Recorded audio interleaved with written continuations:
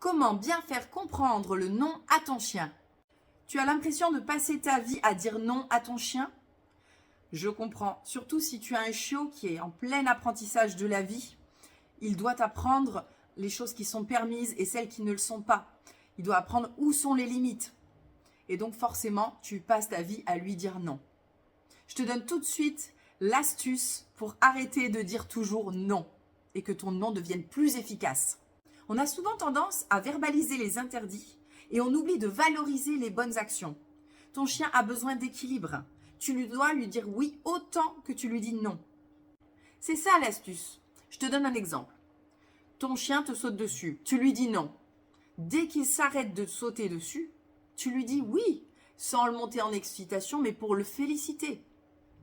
Il verra que ça te fait plaisir et donc il aura naturellement envie de le refaire. C'est du renforcement positif. Donc prends l'habitude de lui dire oui chaque fois qu'il fait une bonne action ou qu'il arrête de faire une mauvaise action. Et tu auras un chien qui cherchera toujours ton approbation, ton oui. T'es d'accord, Raven? Je vous donne tout de suite un autre conseil.